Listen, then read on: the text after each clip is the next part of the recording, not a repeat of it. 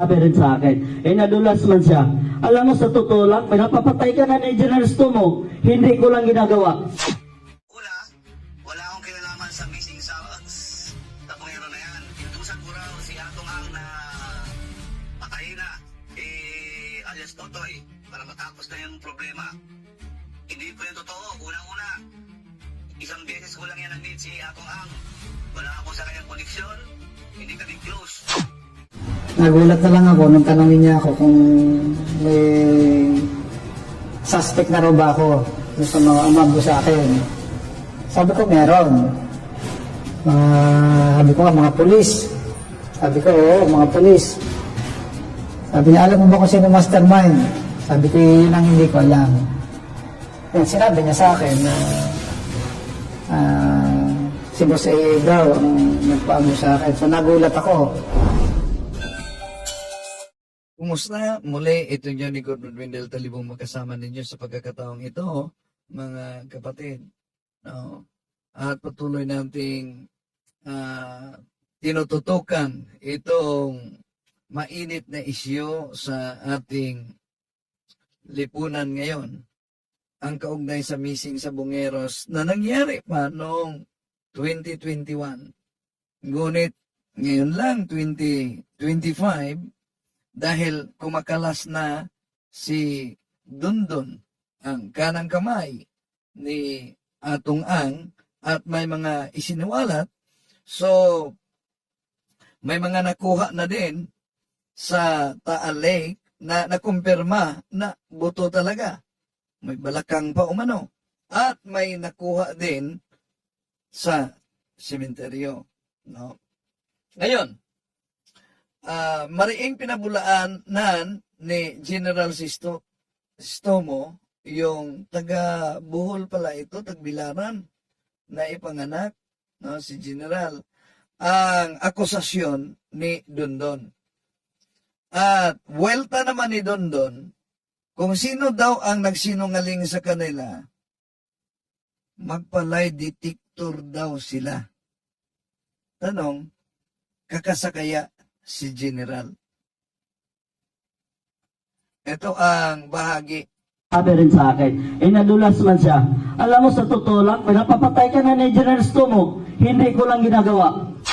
Kung nakikinig ka na ngayon na alias Totoy, sana itigil mo na yung kagawa ng kwento. Masakit mawala ng mga mahal mo sa buhay. Masakit madigo sa pag-ibig.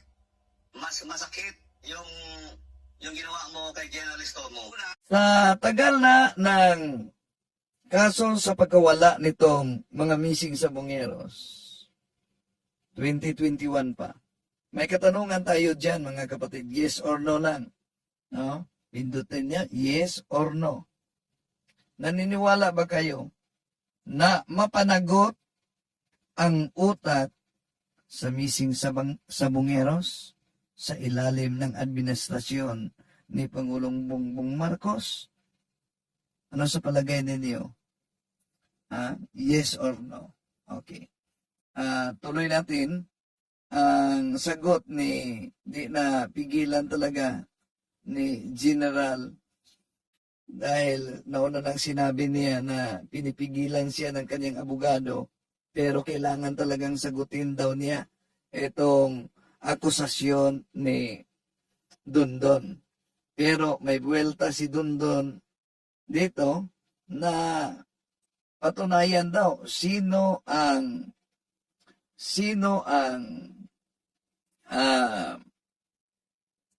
nagsinungaling. Sino ang nagsinungaling? Yan. Magpalay detector daw sila. Wala akong kinalaman sa missing sa bungero na yan. Dahil, kung maalala ninyo, nangyari yung krimen na yan, kung totoong yung krimen na yan, nangyari yan noong 2000. Nabasa po din natin. Itapik po ang INC para maraming sikta ang nakakaalam sa totoo. Yes, itatopic natin. Katunayan yan kinbos. Wala ng ministro na naghahamon ng debate. Last na yung kay kay Ramel Parba. Pagkatapos, asa na ba si Ramel Parba? Sige, i-search nyo sa Google anong nangyari ni Ramel Parba na ministro. Malalaman mong totoo. Okay, tuloy. 21 na kung saan ako ay regional director ng Bicol Region. Tapos, yung mga binanggit din niya mga pangalan, karamihan ang destino nila ay sa Calabarzon. Sa kung saan hindi naman po ako naging regional director ng Calabarzon. Parang hindi kapanipaniwala yung kanyang mga bintang. Tusan ko raw si Atong Ang na patayin na alias Totoy para matapos na yung problema. Hindi po yung totoo. Unang-una, isang beses ko lang yan na-meet si Atong Ang. Wala ako sa kanyang koneksyon. Hindi kami close. Ako, nagsabi lang ako ng sorry dahil hindi ko naman talaga narinig sa kanya. Ang problema, galing sa bibig ni Mr. Atong Ang yan. Hindi narinig galing kay General yung order na ipapatay siya. No? Kaya nagsuri dito si Dondon. Ayaw naman kay General, di ko matanggap yung sorry mo. Maliban lang kung baguhin mo yung akusasyon mo. Pero pinanindigan pa rin niya. Dahil narinig umano niya, hindi galing kay General, kundi narinig niya galing sa bibig ni Atong Ang. Na ang sabi ni Atong Ang, pinapapatay ka na kay General. Di ko lang ginawa. Dahil parang anak na kita. Okay, tuloy natin. Na sinabi sa akin, pinapapatay ka na nga ni General Estumo sa akin eh. Siyempre ako, nag-iisip na ako ng hindi maganda dyan kay Mr. Atong Ang. Tapos bigla na lang siyang magsasabi sa akin, alam mo, huwag ka mag-isip ng ganyan dahil hindi ko gagawin sa iyan. Itinuring kitang anak. Kita mo, si General Estumo, pinipilit akong iligpit ka na kasi para mawala ng problema ko. Hindi ko ginawa yan. Tumutang na pangalan dyan, si Lieto Guerra at saka si Bernie Tacoy. Pero tatlo sila. Sa madaling salita, nakalubog lang siya. Wala talaga siyang record doon sa Petmaster. Pero kung gano'n ang sinasabi niya na parang ako ang nagsisinungaling na hindi siya kasali, hahamunin ko silang tatlo. Si Lieto Guerra, Bernie Tacoy, at saka si General Estumo. Magpalay detector kami kung sino sa amin talaga ang nagsisinungaling. Ayan. Ang tanong, kakasa kaya dito si General Estumo sa hamon, inamon din niya yung judge, no? Na magpalay detector din sila. Kung sino ang nagsasabi ng kasinungalingan. Pero ang tanong, sila'y kakasa kaya sa hamon na ito? Oh. At bago lamang yung press conference ni Senador Bato kaugnay dito, kung may kredibilidad ba si Dondon. Missing sa Bongeros lang po ako. Sir, ano lang po yung reaction ninyo dun sa mga lumalabas ngayon na merong mga pinangalanan na high-profile individuals at meron na pong mga whistleblowers na ito rin yung mga witness nyo dito dati. Yung mga sinabi niya po ba ngayon sa media, ito po ba lumabas na rin dun sa mga investigasyon niyo sa kanya, yung mga privileged information po, communications? Yung pong mga pinangalanan, particularly po si Dondon, si alias Dondon, si Patidongan. Meron po siyang mga pinangalanan na high profile na mga tao. Ito po ba ay na-express niya rin sa inyo dati? Matigas siya noon sa Dahil hindi pa siya kumakalas kay Atong Ang, kasama pa sila. Kung maalala ninyo na isiniwalat sa ina ni John Lasco na pagkatapos ng break, nag-break sila sa Senate hearing, pinatawag daw umano sila doon sa loob mismo, pasok sila sa loob ng Rome at ino-offeran sila ni Atong Ang, kasama pa si Dondon at yung abogado. So, noon, very clever si Dondon. No? Kahit sa mga akusasyon sa mga nahuli, yung mga tumitindig na testigo. Very clever talaga siya. Ngayon lang taong ito, tumindig siya laban kay Atong Ang. Sa Senate hearing noon, ayaw talaga ayaw yan bumigay. Kahit na, di ba, pinailan natin ng kaso, di ba? One of the, hindi napailan ng kaso kung hindi dahil sa Senate investigation na ginawa natin, di ba? 6 sila, pinailan ng kaso ng serious illegal detention at saka kidnapping. Dahil nga, hindi tayo makapag-file ng murder with the absence of the body of the crime. Yung mga katawan, hindi na-recover. So, pinailan natin sila.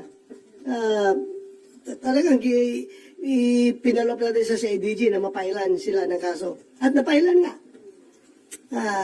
Pero yun nga, yung follow-up. Sa committee report natin, we directed the CIDG and the NBI to continuously investigate the case para talaga matukoy kung sino yung mga malaking tao na nasa likod. Dahil the disappearance of 34 man yun, di ba, ang ating record sa committee. Yung record lang sa komite, mahigit 30. Pero, sa pahayag ni Dondon, mahigit 100. Were 8 cases that we investigated, 8 cases involving 34 missing sabugeros. So, hindi masiguro mag-disappear yung ganun laking 34 na mga tao kung walang nasa likuran dyan na very influential. Diba? At nagbibigay ng kumpas. Sa atin lang, at that time, we don't have the evidence to connect to the management ng yung pitmaster dahil nga wala talagang ebidensya na magkukunik. Hanggang doon lang tayo sa disappearance na may kumuha na tao. Pero Sen, dahil may bago na mga lumabas na mga ebidensya at mga testigo, bubuksan niyo po ba ulit yung Senate inquiry kaugnay dito? Nag-close na ba tayo? Nag-close na? We have report. already closed our committee investigation and we have already submitted our committee report and it was adopted by the Senate. So yung aming committee report was adopted by the Senate. So unless siguro kung merong mag-file lang resolution from one of our colleagues, then I will be forced to reopen the investigation. Sa investigation, sa Senate investigation na pinunuan ni Senador Bato, clever talaga si Dondon. Pero nang kumalas na siya at nasa kamay na siya nila ni PNP Chief Nicolas Torre III, yon. Kahit saan na interview, sinabi niya, yung mga nalaman daw niya. Kung maalala niya, ito yung interview ni Ted Filon na in-establish yung personal knowledge niya. Nasa ating po linya ngayon ang commissioner po mismo ng National Police Commission, si Vice Chairperson. Sandali. Ang interview pala ito sa sandali. Ang iba pa itong interview kasi ituloy muna natin. And Executive Officer Attorney Rafael Vicente Calinisan. Magandang umaga po, sir. Boss Ted, Ma'am DJ, magandang umaga po. Good morning po. Thank you for being on the show, Commissioner.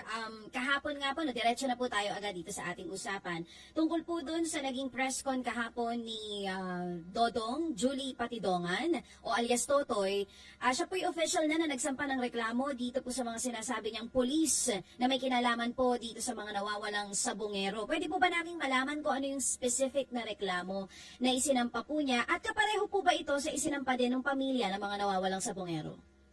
Siguro, yung pong detalye po nung kanyang complaint affidavit, hingi po ang tawad sa inyo, hindi ko po madidetalye sa inyo. Pero ito po masabi ko, yung pong pinangalanan ho niya, actually 18 meron po kasing reports na nakikita natin na 12, 14, 15. Oo. 15. Ang nakapangalan po dito 18 policemen. Sinusubukan po nating himayin ho ngayon yung mga pangalan na ito. It appears po 13 po ang nasa active service, 5 po ang dismissed. And to highlight, yung meron po siya binanggit na isang pangalan actually 2 pangalan ng general kahapon. Hindi lang po isa. Yung pong parehong pangalan ng mga general na yon wala po dito sa kanyang complaint affidavit. Meron din siya sinabing isa pang pangalan na gusto niyang kasuhan pa. In fact, inutusan niya yung lawyer niya habang nagsasalita siya kahapon na gusto niyang kasuhan pa yung isa pang pangalan. Wala dito. So I'm expecting another complaint affidavit from alias Totoy very, very soon. Oo, yung specific na kaso, hindi nyo pa po pwedeng maibahagi sa amin. But since sinabi nyo na po na hindi 12, hindi 15, kundi 18 police officers po yung isinama ni Totoy sa mga kaso kahapon, pwede po ba kayo na mismo, Commissioner, magsabi sino-sino po itong 18 police na ito? Talagang Yun po, yung pong paisa-isang hingiyong tawad. Yung pong hingiyong tawad. Detalye po yun ng affidavit, Ma'am DJ. Yung pong posibleng kaso, pwede kong sabihin. Kasi yun, Sige po, theoretical oo. naman yun. Yung theoretical na kaso, kung sakasakali, a grave misconduct at conduct unbecoming of a police officer. Yun po ang posibleng kaharapin ng mga respondents dito sa mga kasong ito. Oo. Yung pong ini-evaluate po ngayon yung affidavit po ni alias Totoy. From there, sisilipin mo natin kung dapat po mag-proceed sa next stage. Oo. Diyan po sa affidavit ni alias Totoy, kung pwede rin pong maibahagi, kung hindi, maintindihan naman po namin, Commissioner, nakasaad po ba dyan na itong 18 pulis na ito ay may kinalaman talaga dun sa pagkuha, pagpatay at maging pag-iwan po doon sa Taal Lake nitong mga nawawalang sabungero? Yun naman po kaya kong sagutin. At kasi paulit-ulit si alias Totoy dun sa kanyang lahat ng interviews So ang aligasyon, ito nga po ang sumusundo at from there, nawawala na lang po yung mga sabungerong ito. Yung pong sinasabi din po ni alias Totoy, nakalagay din po kahapon dito sa kanyang press con, na allegedly, binabayaran daw po ng milyon-milyon yung ilang police. Yun po ba pwedeng ma-share sa amin kung may binanggit po ba siya specific name kung sino sa mga police ang binabayaran daw po ng milyon para gawin daw po itong trabaho na ito? Yung pong particular na pangalan na mukhang nabanggit naman po niya, pero siguro masasagot ko ito. Yung po sa kanyang complaint affidavit, nag-attach din siya ng mga voucher. Yung pong mga voucher dito, milyon-milyon po ang halaga. At ang nakakapagpakalan po din dito, may mga pirma. Mukhang ni-receive po yung pera allegedly. Yan.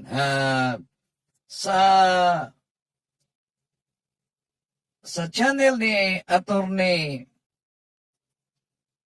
Yusik Claire Castro, binanggit dito yung journalist na may ibinunyag daw kaugnay kay Atong Ang.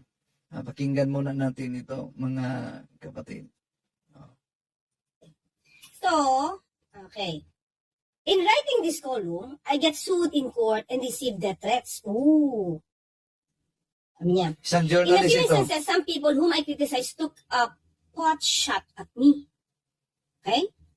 One of such instances took place in a house at a posh subdivision Thursday night, when I attended a send-off party for a friend who was going on a 2-month vacation in the US. So, hindi niya binanggit kung sino kaibigan to, pero napasama siya sa isang party. Okay? Among the other guests was Charlie Atong Ang, who confronted me on an item I wrote recently about him. So, definitely mga 2009 yun, mga kapatid. Matagal na. Words became heated between us. Ano Nagkainitan. kaya yung kanilang pinag-usapan? When he started cursing me. So, most probably, nagkamurahan to, mga kaklir. Diba? Nagkamurahan to. Kaya nga nagkaroon ng nagkainitan nagkainitan sila. Okay? So, most probably, nagagalit siya kasi may naisulat siya. tungkol kay Charlie Atong Ang. Tingnan ko lang mga clear, ha? Hindi ko pa ito na-research. Try natin, ha? Try natin. Baka may... Hindi talaga maiwasan yan, no? Kung nasa media ka, na may magagalit talaga. Lalo na pag may matatamaan. Naalala ko yung karanasan ko kaugnay sa issue ng dinamita, no? Yung pag dynamite sa dagat noon, Panguil Bay. No? Dahil may mga bahagi sa Panguil Bay area na pumuputok yung dynamite sa illegal fishing. At may napaulat kasi na nahuli, pero nahuli ng CIDG noon, pero nasa ibang area. Kaya tinatalakay ko yan sa radyo na congratulations na nahuli ninyo doon sa malayo. Pero ba't di ninyo nahuli yung nasa malapit mismo? Nako, pinatawag talaga ako sa taga CIDG, sa hippie nila. Doon sa kanilang office, nagkainitan. At makita ninyo yan sa online kung babasahin ninyo. Dahil muntik ng magkasuhan. Okay, tuloy natin mga kapatid. So, nagkainitan sila dito. Sandali. Nagkainitan sila dito. Sa journalist. Meron dito. Kung ano may nasulat siya. Sana meron pa, no? Kasi medyo 2,000 na eh. Baka wala na. Okay. Tingnan natin. Ano yung nasulat niya? Sabi niya recently eh. Ito ba? Wait lang mga kakri. May nakita ako ha. May nakita ako. Okay. May nakita ako kung ito yan. That is 2009. Wait. Ay, ano naman to eh. Calvento naman to, mga kakri. Wait lang ha. This is Calvento. Ito. Uy, marami. Teka lang po ha. Sige, mamaya, aralin natin. Meron isa. Yan ang Calvento. So may sinulat siya, most probably na ikinagalit ni Charlie Atong Ang. Okay, Atong thought, I would just receive all the curses. Inakala daw niya na, siguro kung mura-murahin siya or what, diba? Okay lang. Diba? Atong thought that I would just receive all the curses he threw my way. And when I talk back, ayun. Albeit in a soft tone. Soft tone naman pala siya. Yeah? Okay? So, in other words, sumagot siya. Pero hindi siya siguro, soft tone daw eh. Sabi niya, hindi ko alam kung kailan man nagiging soft tone si Tito Ramon. Ano ba tawag natin kay Ramon? Kuya Ramon. Kuya Mon. Kasi Hindi natin alam kung kailan ba siya nagiging soft tone. Lalo na yan, merong konfrontasyon. Diba? So, hindi natin alam. Kasi, parang hindi naman siya gano'n sa soft tone. Anyway, sabi niya dito, soft tone. So, he tried to take a punch at me. Diba? So, hindi napipigil. Hindi napipigil si Atong Ang. Sabi niya, proverbial cooler heads intervened. So, may mga tao doon. Nag-try na, diba? Pigilan. He was restrained. Okay. So, in other words, hindi siya nakasuntok. Sabi dito, hindi kasi siya nakasuntok. Kasi napigilan na siya. Okay? Failing to land a punch, ayun, ang drew a 38 snub-nose revolver from his hip. So, may dala siyang baril sa party. According to Kuya Mon. Diba? So, anyway, hindi naman nagkatuluyan, but still, syempre, naharas din yun si Kuya Mon. Lumalabas sa kwento niya kasi kinuwento niya pa dito eh. So, ibig sabihin, yung sitwasyon na yon, hindi siya simple as far as Kuya Mon is concerned. At, diba, hindi siya, as far as Kuya Mon was concerned at that time, hindi siya maliit na bagay. Sinulat niya. Diba? That would have been a chance for me, medyo nagyabang din si Kuya Mon. That would have been a chance for me to stop him, but I was unarmed. Wala siyang dala. Because I don't normally bring a gun to a party. Diba? So, kung may baril siya, makakabarilan to. Pero si Martin, hindi daw siya normally nagdadala ng baril.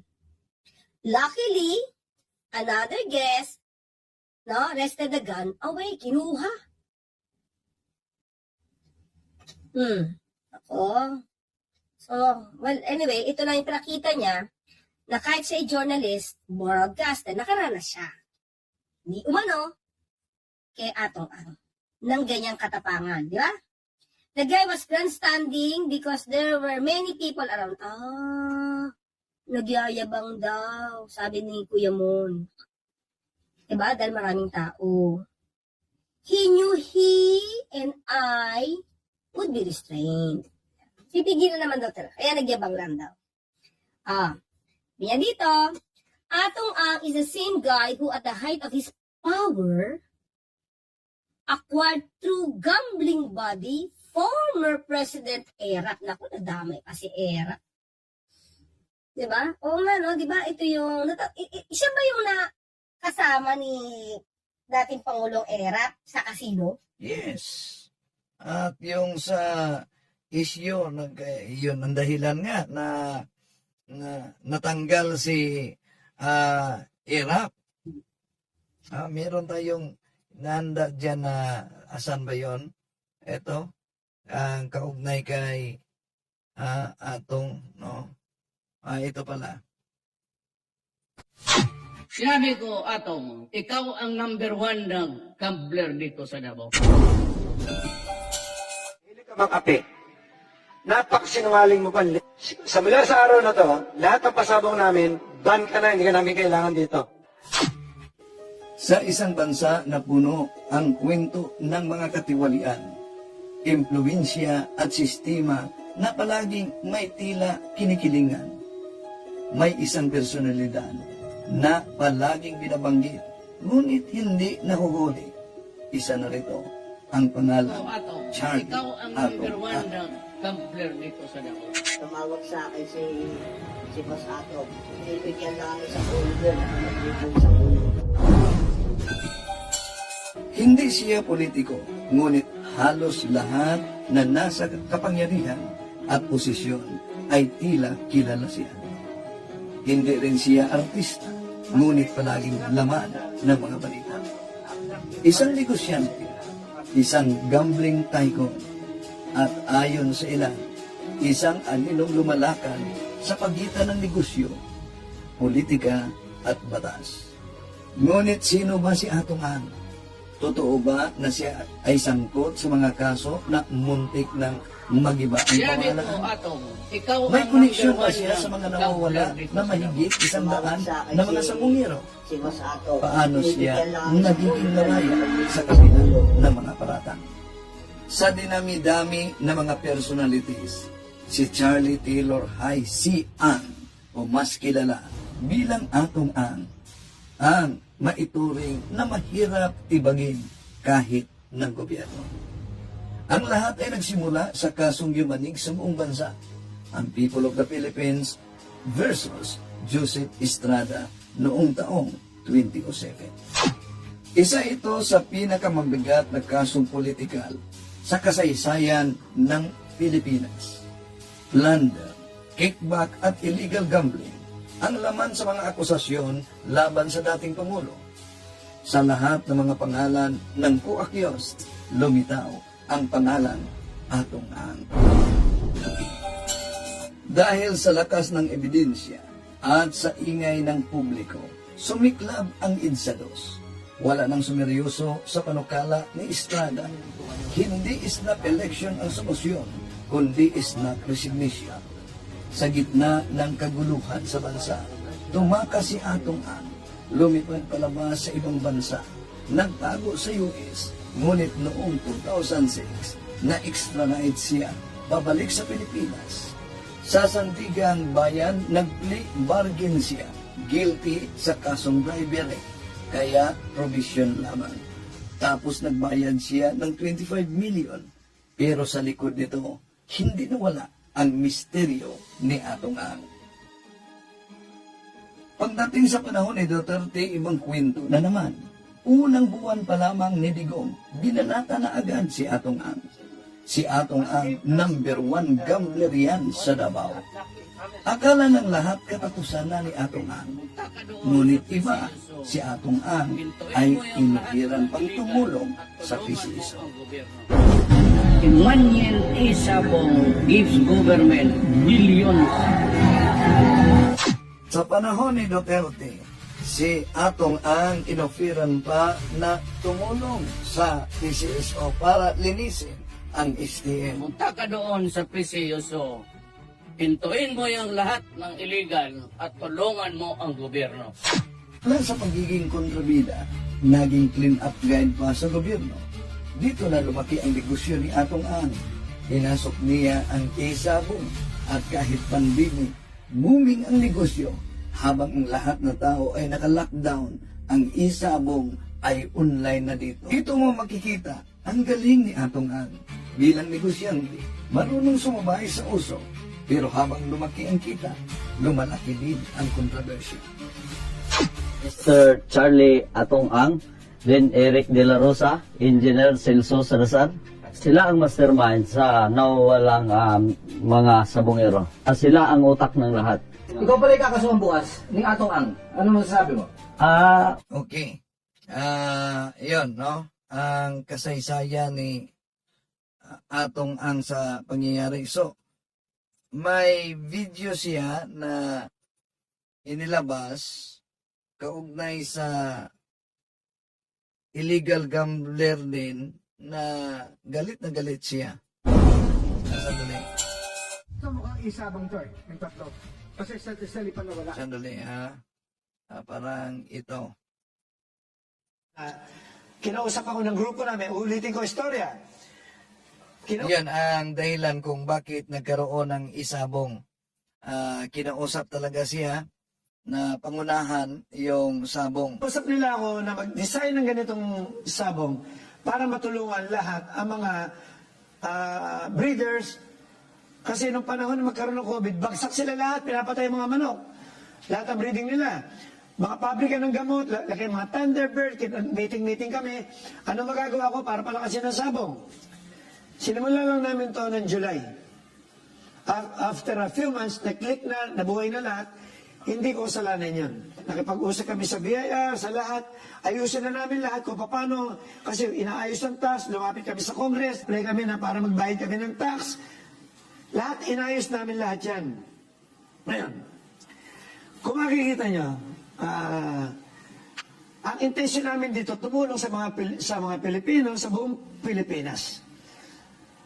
Wala akong intensyong masama at wala akong pakialam sa mga namiminta sa amin. Sa politika po, wala po kaming, ang grupo po namin, as much as possible, hindi kami pwedeng makialam sa politika, sa local na politika, sa presidente, sa lahat. Siguro. Okay, dito tayo sa binanata niya.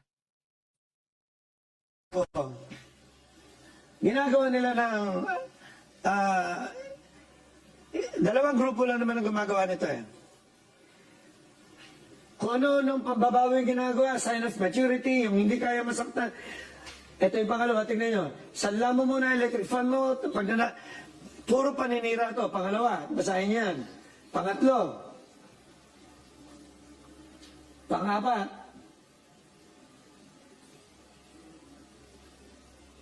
panlima. Ngayon, ito ang pinakamasama sa lahat. Okay? Yung para sa isang tumatakbong presidente kay Senator Bongbong Marcos, alam ko naman kung sino itong grupo na ito na gumawa eh. Itong grupo to, bakit ba, tingnan nyo ito. Yeah, sinabi niya nung nag-meeting sila noong nakaraan. Tumingin ka ng diretso sa akin. Ang tagal mo na naging leader ng sugal. Puro illegal ka. Hindi ka na ba titigil? Munti ka na nga mamatay eh. Yan. Sino kaya ang tinutukoy ni Atong Ang dito?